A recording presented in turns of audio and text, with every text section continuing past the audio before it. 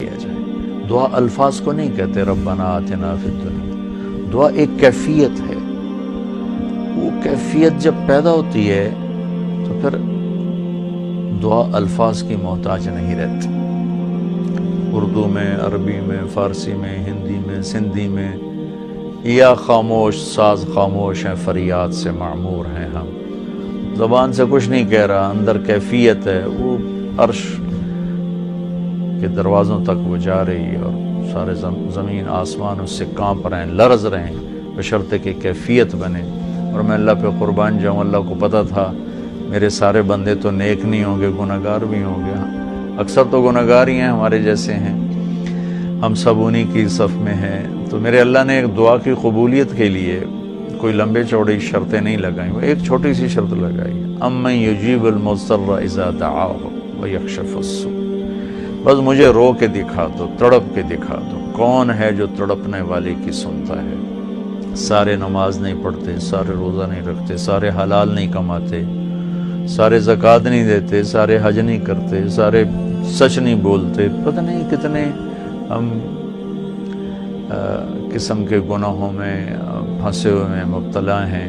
تو اگر میرا اللہ یوں کہتا کہ میں تو صرف تقوی والوں کی سنوں گا، امن یجیب المتقین، ساڑھی تو پھر چھٹی ہو گئی آئی۔ تو میرے اللہ نے کیا کیا، کہا بھائی مجھے پتا تم سارے نیک نہیں ہو سکتے، نہ مرد نہ عورتیں، تو تم ایسا کرو میرے سامنے، جیسے بچہ ماں کے سامنے آ کے روتا ہے تو اپنی ضد پوری کروا لیتا، اور ماں پہلے نہ بھی کرتی ہے لیکن وہ مسلسل لگا رہتا ہے، روتا رہتا ہے، تو پھر ماں کہتی ہے اچھا میرا سر نہ کھا علم۔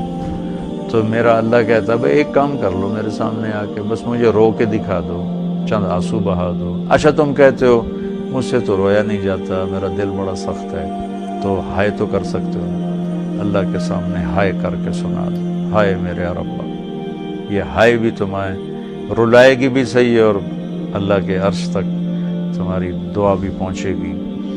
دعا الفاظ کا نام نہیں، کتاب کھول کے پڑھ رہے ہیں اس کا نام دعا نہیں، مناجات مقبول پڑھ رہے ہیں یا حزب العظم پڑھ رہے ہیں، یہ پڑھنے کا اجر مل رہا ہے۔ مناجات مقبول پڑھی، اجر ملا، الحزب العظم پڑھی، اجر ملا، اور کئی دعاؤں کی کتابیں ہیں بہت سی، حسن حسین ہے اور بہت سی ہیں۔ تو لوگ ایسے وہ حرم شریف میں طواف میں کتاب کھول کے وہ دعا مانگ نہیں رہے، وہ دعائیں پڑھ رہے ہیں، اور پڑھنا اور چیز ہے اور مانگنا اور چیز ہے۔ مانگنے کا مطلب سمجھنا ہو تو یہ جو راستے میں کھڑے فقیر مانگ رہے ہوتے ہیں، ذرا ان کے چہرے کے ایکسپریشن دیکھیں، ان کے مانگنے کا انداز دیکھیں، ان کے چہرے پر مصنوعی عاجزی ہوتی ہے وہ دیکھیں، جی چاہتا ہے ان کو کچھ دے دیا جائے، اس کا نام دعا ہے۔ کتاب کھول کے پڑھنے کا نام دعا نہیں، اور رٹی رٹائی دعاؤں کو ایسے فر فر فر فر پڑھنے کا نام دعا نہیں۔ ہمارے ائمہ مساجد نماز کے بعد چند دعائیں رٹی ہوئی ہیں وہ دہرا دیتے ہیں، لوگ آمین کہہ دیتے ہیں، یہ دعا کی شکل ضرور ہے، اس میں انشاءاللہ اجر ملے گا، لیکن یہ دعا نہیں ہے۔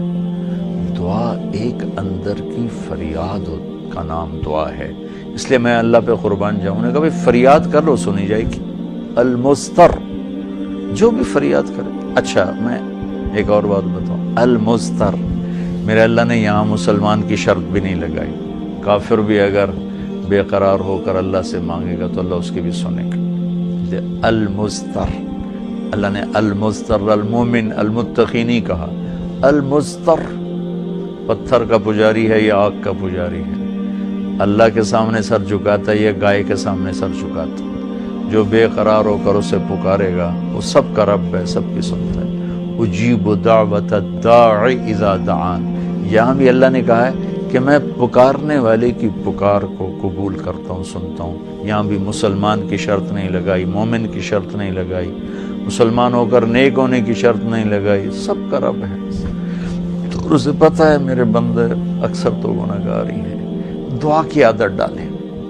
دعا کتاب پڑھنے کا نام نہیں، رٹی رٹائے الفاظ کا نام نہیں، دعا ایک کیفیت کا نام ہے، یہ جو لوگ کہتے ہیں جی میرے لیے خاص دعا کرو، ضرور ایک دوسرے کے لیے دعا کرو اور ایک دوسرے کو دعا کی درخواست بھی کرو۔